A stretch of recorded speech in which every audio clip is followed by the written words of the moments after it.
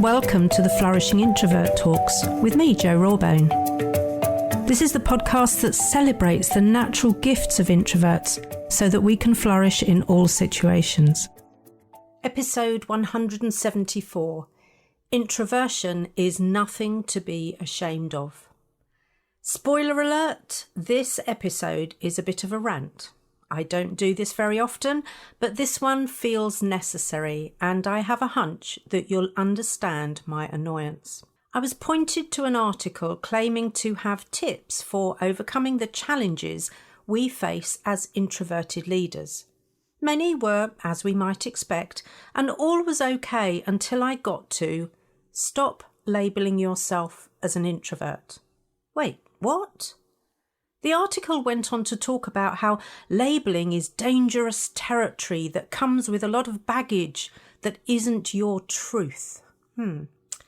Now, I admit that there is a subtle difference between labelling and owning, and also I agree that the introvert label is often awash with myths and misconceptions. But it will continue to be so all the while we sassy, ambitious and successful introverts don't share what makes us different. It takes us to speak up, maybe on behalf of those in the population who identify as introverts but don't feel they have a voice and who think that it is something to be ashamed of or something to overcome. The advice in the article seemed to be suggesting that owning our introversion and showing how the world is biased towards the extrovert ideal was unnecessary and even unhelpful. Currently, I'm part of the Quiet Rebellion Conference, a 5-day celebration of we quiet and sensitive ones. I have been inspired by the speakers and the panellists, all of whom are there to show just what quiet rebels are capable of. And all of them own their introversion. The burlesque dancer, the energy worker, the relationship coach, and all of the others. The advice in the article went on to suggest that you focus on what's unique about you and be yourself. Absolutely. And in my mind, that means not hiding the fact that I identify as an introvert. But the article wasn't finished yet. Oh no.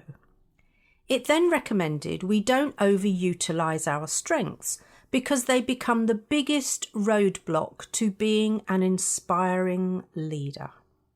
Again, I do get the deeper point here in that sometimes when we overdo our strengths, they become our weaknesses. But I don't think I've ever seen advice to extroverted leaders that suggests that they play down their extroverted strengths. That's one of the reasons we're in the mess we're in, as far as I can gather. Now, this does raise the topic of strengths, which I know I talk about quite often. Mainly because as introverts, we can end up believing that we don't have any strengths to speak of. I'm here to encourage you to absolutely identify, own and play to your strengths. Now, depending on the extent to which you've been subjected to the extroversion bias, this may be a fairly effortless process, or you might find that you need appropriate support and challenge. And that's what I'm here for.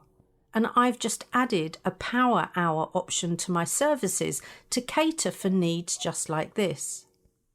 I remember being told what my strengths were during my performance reviews when I was still an engineer at BT. The problem was, this was just what my manager noticed I was good at. So in fact, they were my competencies rather than my true strengths. That's because strengths are the overlap of what you're good at and what you love doing. The definition of a strength is that it's something that you can do to a consistently high standard over a long period of time. There are things that I'm good at, but that I don't enjoy. So those things are not a strength of mine because I can't do them to a consistently high standard over a long period of time. I can do them when I'm in the right frame of mind. Psychologists tell us that understanding your strengths, knowing your strengths and being able to play to them is an important part of increasing self-awareness. This awareness gives us insight into what makes us different, into our distinctiveness, so that we stop colluding with this idea that our differences are somehow bad or not good enough. At this point, I'd like to spend a little bit of time unpacking different types of strengths. Let's start with realised strengths. These are the skills and capabilities that we are aware of and have successfully developed over time. These are areas in which we have invested effort, received feedback, and experienced a sense of accomplishment. Where realised strengths come naturally to us, we often discount them and assume that, well, doesn't everyone have that? Isn't everyone able to do that? And of course, the truth is, no, not everyone is able to do that. We may also have honed these realised strengths through hours of practice and dedication. I encourage you to take a moment to think about your realised strengths now. Mine include active and empathic listening, creating a psychologically safe space for my clients, and trusting my intuition. Realised strengths are vital as they allow us to leverage our talents to achieve personal and professional goals.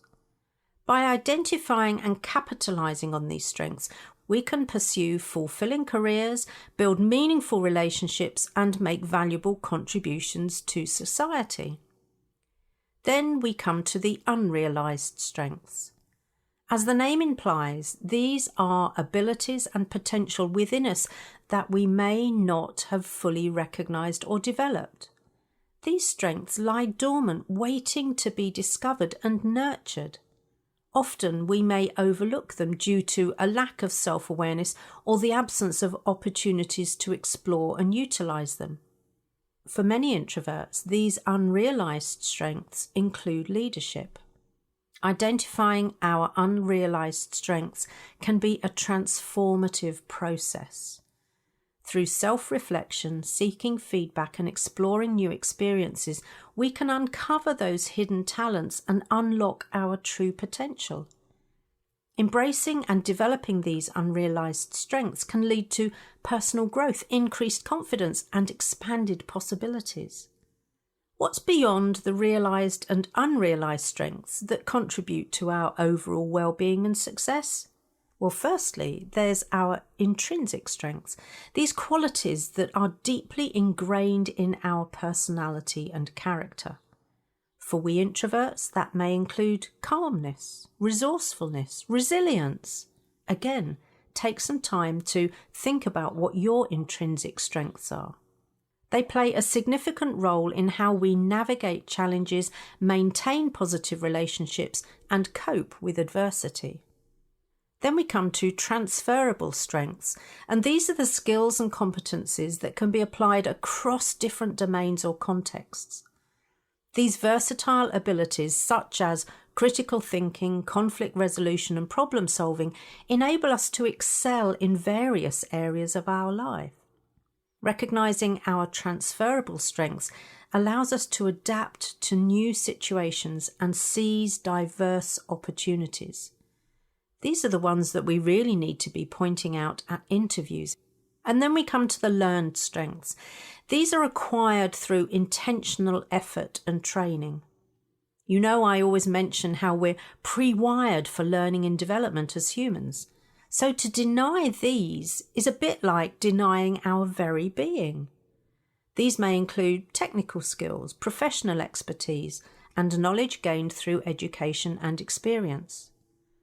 While learned strengths may not be innate, they are valuable assets that enhance our effectiveness and competence in specific fields or industries. So, contrary to the advice in that article, please explore and exhaust as many strengths as possible, especially the unrealised.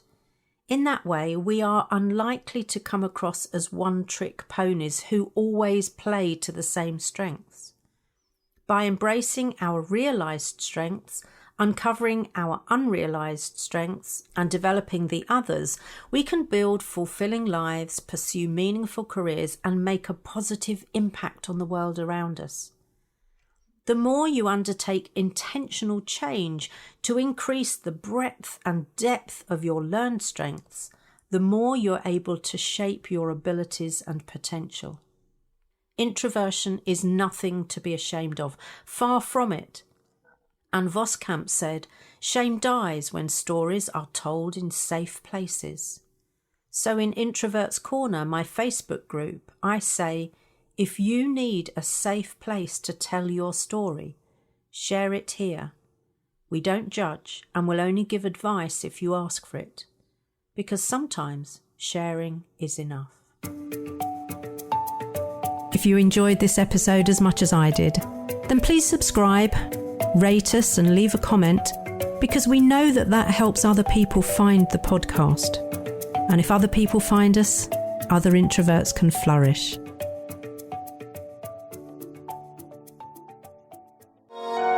This has been a Monkey Pants Productions podcast.